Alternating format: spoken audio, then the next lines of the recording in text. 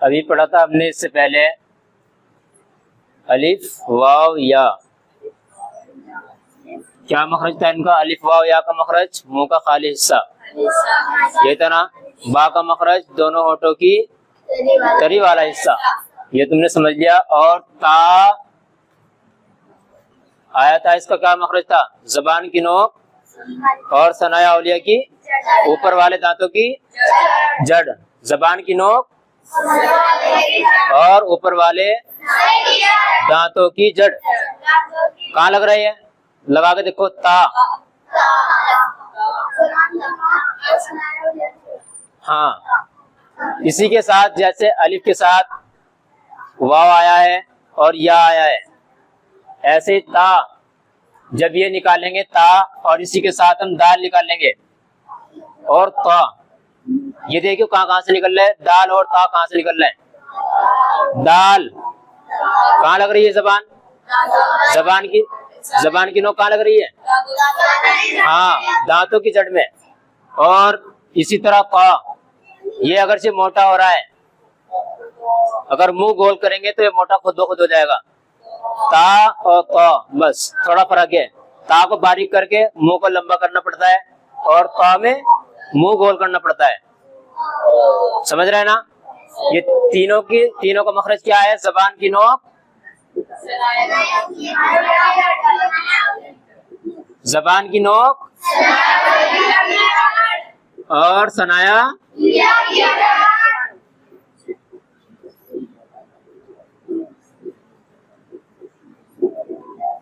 औलिया की जड़। ठीक है ना? दूसरी जबान में मैंने समझा रखा है, अगर उसको बोलना चाहो तो बोल सकते हो, वरना कोई जरूरी नहीं है। तुमने इसी से काम पूरा कर दिया, तुमने बहुत बढ़िया किया ये याद करके। जबान की नोक और सनाया औलिया की।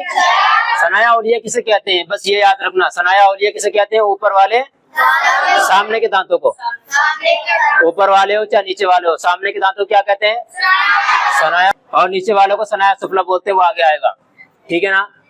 ये ता हो गया, ता के साथ दाल और ता, तीन लफ्ज एक ही जगह से निकल रहे हैं। ठीक है ना? जबान की नोक क्या है? जबान की नोक और सनाया औलिया की जड़। ता के बाद क्या आता है? सा। इसे भी देखो कहां से निकल रहा है?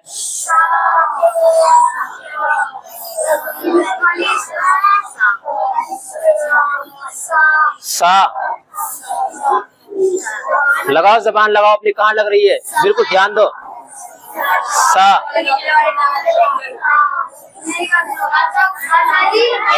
सा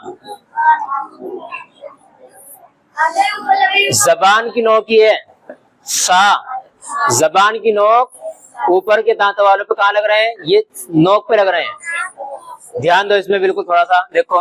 सा, जबान की नोक और सनाया औलिया का जड़ नहीं है यहाँ पे, ऊपर नहीं लग रहा है। हाँ, सनाया औलिया का किनारा बोलो इसको, ये किनारा है ना यहाँ पे।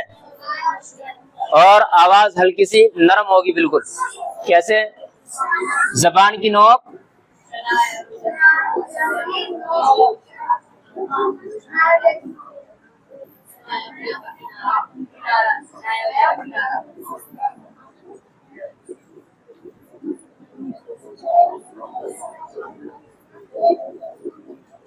ये सा जाल ज़, जैसे अलिफ के साथ अलिफ वाव या, इसी तरह ता, ये ता के साथ दाल और क, इनका मखरज एक ही हुआ। इसी तरीके पर जहां से सा निकल रहा है वैसे जाल और ज़ भी निकलेंगे।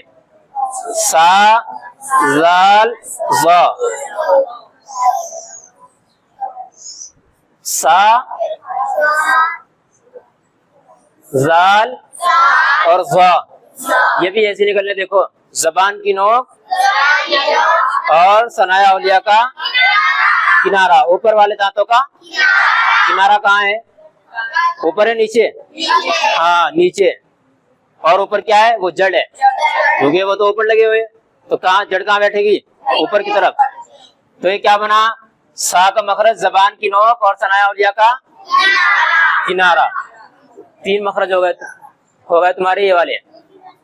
ता दाल ता सा दाल ज़, 2। और इसके बाद क्या आता है? जीम। सा के बाद क्या आता है? जीम। जीम बताओ कहां से निकल रहा है?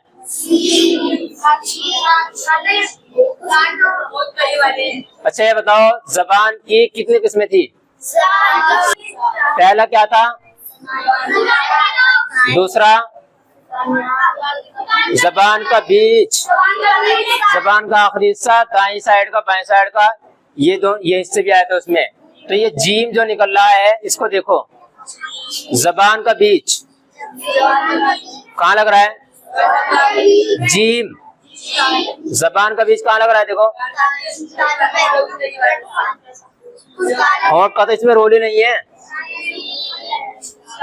जबान का बीच और उसके मुकाबिल क्या है? ऊपर का तालु। आया था ना? आया था ना? वही लग रहा है, कहीं और लग रहा है?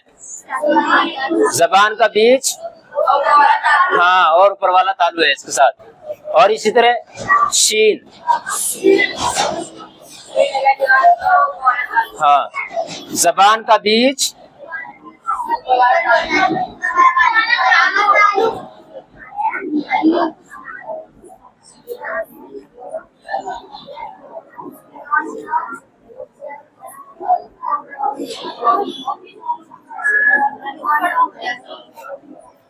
जीम शीन या, तो गड़बड़ हो गया काम। ये या कहां से आ गया? यहाँ पे या यहाँ कहां से आ गया? कौन सा या था? अच्छा, ऊपर बताओ। अलिफ वाव या में या कौन सा था? कोई बताएगा? अलिफ वाव या में या कौन सा था? या मद्दा, ये सही है। ऊपर जो अलिफ वाव या का मखरज आया था वो क्या, कौन सा या था? या मद्दा। यहाँ कौन सा है? या मुतहर्रिक। या मुतहर्रिक। मुतहर्रिक किसे कहते हैं? जिसके ऊपर जबर जेर पेश हो। समझ रहे हैं? जबर जेर पेश वाले हर्फ को क्या कहते हैं? मुतहर्रिक। और ये या मुतहर्रिक है। जब ये या जबर या पढ़ा जाएगा तो इसका मखरज क्या होगा? देखो, या जबर या, तो ये कहां से निकल रहा है? जहां से जीम निकल रहा है, शीन निकल रहा है, वही ये भी जा रहा है। तो क्या बनेगा? जबान का बीच और उसके मुकाबिल ऊपर वाला तालु। ऊपर का तालु बोल लो इसको। जबान का बीच और उसके मुकाबिल ऊपर का तालु। आगे चलो।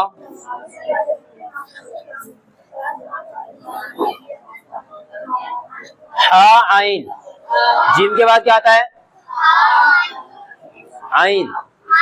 ये हा, जीम के बाद हा, हा का मखरज कहाँ से निकल रहा है? हलक से निकल रहा है। अब ये देखना है ये हलक में कहाँ से निकल रहा है।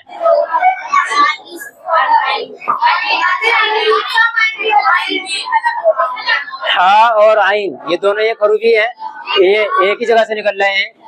कहाँ से निकल रहे हैं? हलक से तो निकल रहे हैं। हलक की कितनी किस्में थी? 3। पहला क्या था? ऊपर वाला हिस्सा, दूसरा और तीसरा नीचे वाला हिस्सा। हा आइन का मखरज ये वस्ते हलक यानी हलक का बीच वाला हिस्सा, बीच वाला हिस्सा। कहाँ से? हाँ बीच वाले हिस्से से। अब बोलेंगे क्या? हा आइन का मखरज वस्ते हलक यानी हलक का बीच वाला हिस्सा। समझ गए? हाँ वस्ते हलक भी इसको अगर याद करना चाहो तो कर लियो।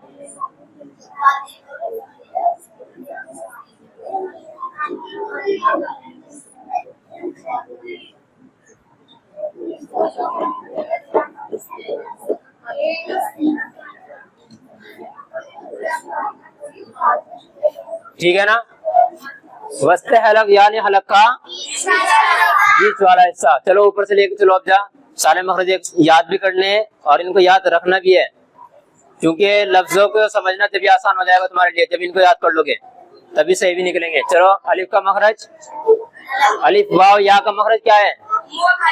मुंह का खाली हिस्सा। बा का मखरज दोनों होठों की, बा का मखरज बा बा बा दोनों होठों की तरी वाला हिस्सा। ता दाल पा का मखरज जबान की नोक, सना औलिया की जड़। सा दाल ज़ा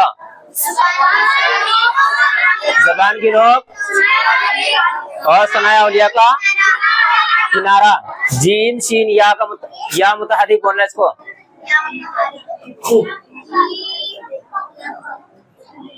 जीम शीन या मुतहर्रिक का मखरज जबान का बीच और उसके मुकाबिल ऊपर का तालु।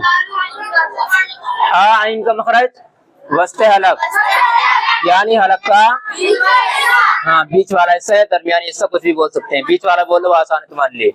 ये तुम्हारे थोड़े से मखरज हो गए और थोड़े से और रह गए बस। जैसे इसमें बहुत सारे हरूफ आ गए, इसमें भी आ गए, 3 हो गए, ये भी 3 हो गए। इसी तरह आगे चल के 2 3 इसी तरह करके पूरे खत्म हो जाएंगे और ये बहुत आसान है तुम्हारे समझने के लिए भी।